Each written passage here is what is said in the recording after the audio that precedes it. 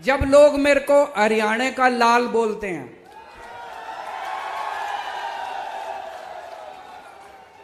हरियाणा मेरी जन्मभूमि है और जन्मभूमि मां के समान होती है। मां का कर्जा आदमी 7 जन्म में भी नहीं चुका सकता। जन्मभूमि का कर्जा आदमी 7 जन्म में भी नहीं चुका सकता।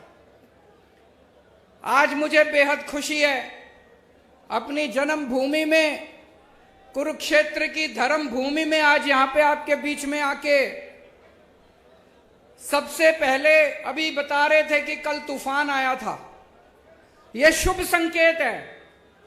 कह रहे हैं बता रहे हैं तूफान पंजाब से आया था, बता रहे हैं तूफान दिल्ली से आया था। तो हरियाणा में तूफान आने वाला है और बड़ा तूफान आने वाला है। और जब ऊपर वाला अपनी झाड़ू चलाता है तो तूफान ही आता है। ऊपर वाले ने झाड़ू चलानी शुरू कर दी तो तूफान से घबराने की बात नहीं है। बड़ा शुभ लक्षण है कि कल तूफान आया था। सबसे पहले मैं हरियाणा के सारे किसानों को बधाई देना चाहता हूं, शुक्रिया अदा करना चाहता हूं। हरियाणा के और पंजाब के किसानों ने मिलके जिस तरह से इतनी अहंकारी सरकार को झुका दिया, 1 साल तक आंदोलन किया, 1 साल तक 36 बिरादरियों ने मिलके, सारे धर्म के लोगों ने मिलके 1 साल तक सिंगू बॉर्डर पे जमे रहे। इनको लगता था इतनी बारिश आएगी, धूप थी, बारिश थी, ठंड थी, गर्मी थी, लेकिन किसान हटे नहीं। अंत पंत में सरकार को तीनों कानून वापस लेने पड़े। दोस्तों, कहते हैं ना, अहंकार तो रावण का भी नहीं बन चलता। इनको घमंड हो गया था कि इनके सामने किसी की नहीं चलेगी। तो दोस्तों, त्रेता युग में रामचंद्र जी ने रावण का घमंड तोड़ा था। द्वापर युग में कृष्ण जी ने कंस का घमंड तोड़ा था और कल युग में किसानों ने भाजपाइयों का घमंड तोड़ा था।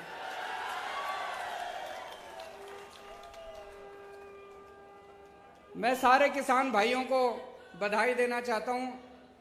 दोस्तों, मेरे को राजनीति करनी नहीं आती, मेरे को पॉलिटिक्स करनी नहीं आती। मैं सीधा साधा छोरा हूं।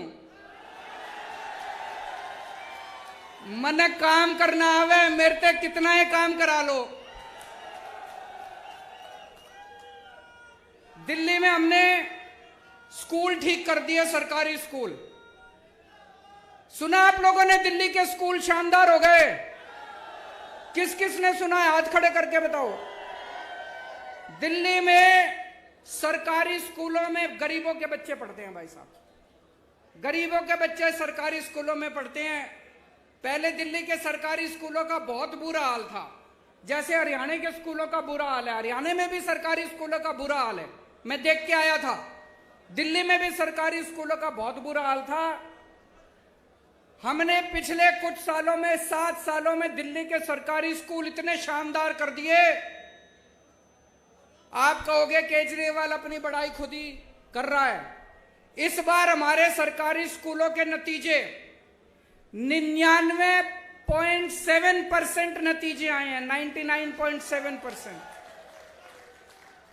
इतिहास में, 70 साल के भारत के इतिहास में सरकारी स्कूलों के नतीजे ऐसे नहीं आए। और भाई साहब, इस साल 4 लाख बच्चों ने प्राइवेट स्कूलों से नाम कटा के सरकारी स्कूलों में भर्ती कराए हैं अपने बड़े बड़े। अब अमीर लोग भी अपने बच्चों को सरकारी स्कूलों में भेज रहे हैं। बड़ी बात है भाई साहब, है कि नहीं है? अभी मोदी जी ने बहुत समझाया, बहन मान जा, केजरीवाल के स्कूल में ना जा। मैं अपने स्कूल दिखा दूंगा, मैं बीजेपी वालों के स्कूल दिखा दूंगा, मैं प्राइवेट स्कूल। बोली ना, मैं तो केजरीवाल के स्कूल देखूंगी। माननी नहीं वो माननी नहीं मोदी जी की बात। वो हमारे स्कूल देखने आई। बड़ी बात होगी भाई साहब, अमेरिका के राष्ट्रपति की पत्नी केजरीवाल के स्कूल देखने आई। कुछ तो कर ही रखा होगा हमने, कुछ तो कर ही रखा होगा हमने। मैं पूछना चाहता हूं, ये हरियाणा के खट्टर साहब के स्कूल कौन देखने आया? कोई आस पड़ोस का कोई श्रीलंका वाला ही आ गया वो देखने? कोई, चलो बाहर वाले छोड़ो, कोई अपने देश का ही कोई देखने आया हो इनके स्कूल? अबे कुछ करोगे तभी तो कोई देखने आएगा तुम्हारे स्कूल। कोई, मैं नौकरी दे सकता हूं, ये नहीं दे सकते। ये कभी यही नौकरी नहीं देंगे आपको, ये कभी आपके बच्चों को नौकरी नहीं देंगे। क्यों? क्योंकि इनको अपनी पार्टी के लिए बेरोजगार गुंडों की जरूरत है। आपके बच्चों को दंगा कराना सिखाएंगे, गुंडाई करना सिखाएंगे, अपने बच्चों को विदेश भेजते हैं पढ़ने के लिए ये लोग। अभी मेरे को एक भाई बता रहा था, हरियाणा में सारे पेपर लीक हो जाते हैं, जितने भर्तियों के पेपर होते हैं सारे लीक। ऐसा है क्या जी? ये मेरे को एक लिस्ट दी है एक भाई ने। ये 2020 में HSC जूनियर ड्राफ्टमैन का पेपर लीक हो गया। 2020 में हरियाणा पुलिस भर्ती का पेपर लीक हो गया। 2021 में पेपर पुलिस भर्ती का फेर पेपर लीक हो गया। 2021 में कुरुक्षेत्र स्वास्थ्य विभाग का पेपर लीक हो गया। 2022 में HSSC पद की भर्ती का पेपर लीक हो गया।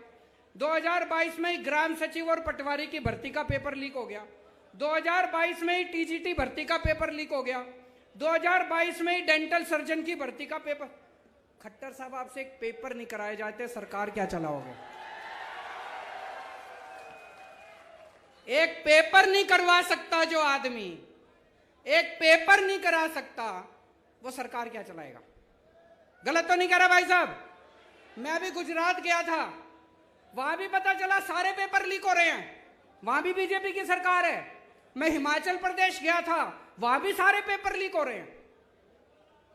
एक Guinness book of world record है, सुना है आपने? दुनिया के सारे बड़े बड़े रिकॉर्ड उसमें होते हैं। अभी उनकी कल मीटिंग हुई है शाम को गिनीज बुक वालों की, उसमें भारतीय जनता पार्टी का नाम लिखा जा रहा है। सबसे ज्यादा पेपर लीक करवाने वाली पार्टी भारतीय जनता पार्टी। इनकी सरकारों से पेपर नहीं होते, इनसे स्कूल नहीं बनते, इनसे बिजली ठीक नहीं होती, इनसे अस्पताल नहीं बनते। क्यों बोझ उठा के घूम रहे हो? इनको उखाड़ के फेंको। अब ईमानदार पार्टी आ गई।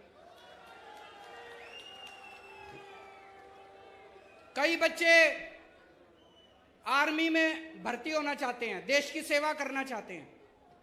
2020 के बाद से आज तक आर्मी की भर्ती नहीं खुली, आर्मी की भर्ती के पेपर नहीं करवाए इन्होंने। आज इस मंच के जरिए मैं केंद्र सरकार से और प्रधानमंत्री जी से अपील करना चाहता हूं, 1 लाख से ज्यादा आर्मी के अंदर खाली स्थान हो चुके, इनकी जल्दी से भर्तियां खोली जाए। बच्चे ओवरेज हो रहे हैं। मैंने सुना अभी भिवानी के अंदर एक यंग लड़का पवन, जो आर्मी में जाना चाहता था, भर्ती होना चाहता था फौज में, उसने खुदकुशी कर ली। हमारे नौजवान खुदकुशी कर रहे हैं, तो ये आर्मी की भर्तियां क्यों नहीं खोल रहे? मैं प्रधानमंत्री जी को कल चिट्ठी भी लिखूंगा, उनसे निवेदन करूंगा कि आर्मी की भर्तियां तुरंत खोली जाएं, ताकि हमारे बच्चे फौज के अंदर भर्ती हो सकें। दिल्ली में हमने पहले सरकारी अस्पतालों का भी दिल्ली में बहुत बुरा हाल था, हमने सारे सरकारी अस्पताल शानदार कर दिए, खूब सारे मोहल्ला क्लिनिक कर दिए, और दिल्ली में 2 करोड़ लोग हैं, हमने सबका इलाज मुफ्त कर दिया, चाहे कितनी बड़ी बीमारी क्यों ना हो, चाहे लाखों रुपए क्यों ना लगते हो। मैं आपको एक उदाहरण देता हूं। एक मोनिका बहन है, लक्ष्मी नगर में रहती है। वो और उसके पति दोनों को कैंसर हो गया। एक कमरे के घर में रहते हैं, बहुत गरीब लोग हैं। उसका पति दूध बेच के सवेरे सवेरे घर घर में जाके दूध बेच के कमाया करता था, उसकी वो भी कमाई बंद हो गई। दोनों को कैंसर हो गया। भाई साहब, अगर कैंसर जैसी बीमारी हो जाए तो जमीन बेचनी पड़ जाती है, आदमी लुट जाता है, गहने बेचने पड़ जाते हैं बीवी के। इन दोनों को ऊपर वाले का शुक्र था, दिल्ली में आम आदमी पार्टी की सरकार थी। ये एलएनजेपी हॉस्पिटल में गए, शानदार हॉस्पिटल, सारा इलाज इनका मुफ्त हो गया, दोनों ठीक हो गए और अब दोनों ठीक होकर अपना काम कर रहे हैं। दोस्तों, ऐसे करोड़ों करोड़ों लोग जिनके बच्चे सरकारी स्कूलों में पढ़ रहे हैं, जिनका इलाज सरकारी अस्पतालों में हो रहा है, इन लोगों की हमें दुआएं और उनके आशीर्वाद मिलते हैं, जिसकी वजह से आज आम आदमी पार्टी इतनी तरक्की कर रही है। दिल्ली में हमने बिजली 24 घंटे कर दी। पहले दिल्ली में बहुत हरियाणा में बिजली जाती है नहीं जाती? मेरे को पता चला खूब पावर कट लगते हैं। दिल्ली में 24 घंटे कर दी, हरियाणा में भी 24 घंटे बिजली चाहिए नहीं चाहिए? दिल्ली में केवल 24 घंटे बिजली नहीं करी, फ्री बिजली भी कर दी। फ्री बिजली चाहिए नहीं चाहिए? एक बार हाथ खड़े करके बताओ, फ्री बिजली जिसको चाहिए। फ्री बिजली चाहिए तो सरकार बदलनी पड़ेगी, या खट्टर तो फ्री बिजली, खट्टर साहब तो नहीं करेंगे फ्री बिजली। अभी हमें पता चला पंजाब में हमारा एक मंत्री अफसरों से पैसे मांग रहा था।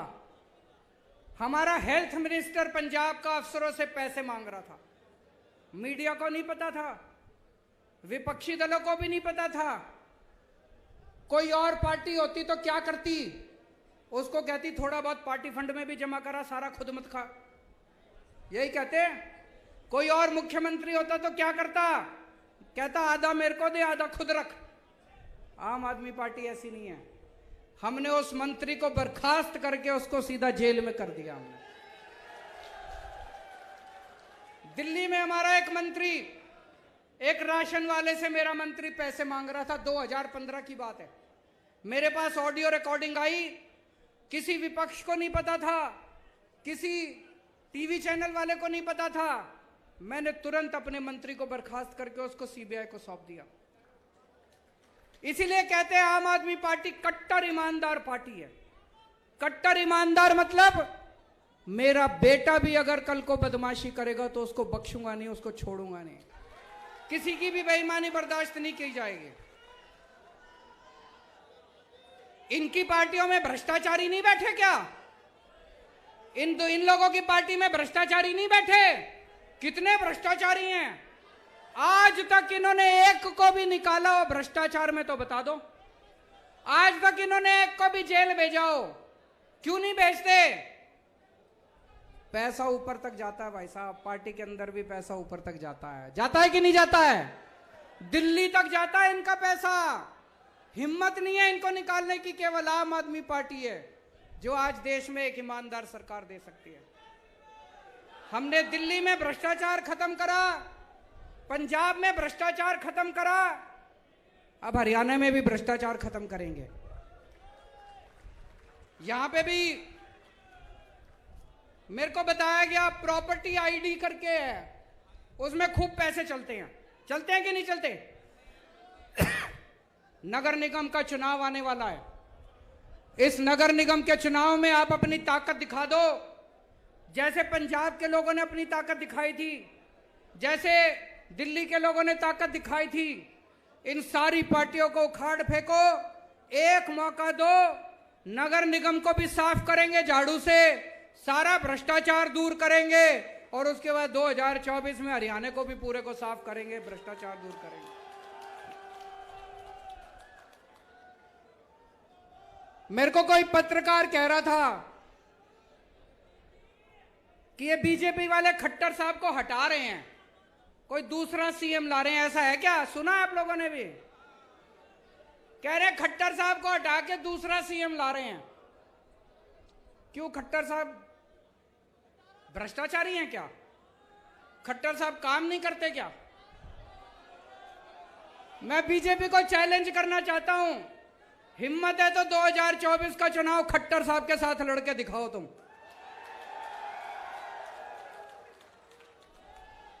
दोस्तों, हमारा तो एक ही मकसद है, हमारी जिंदगी का एक ही मकसद है, भारत को दुनिया का नंबर 1 देश बनाना।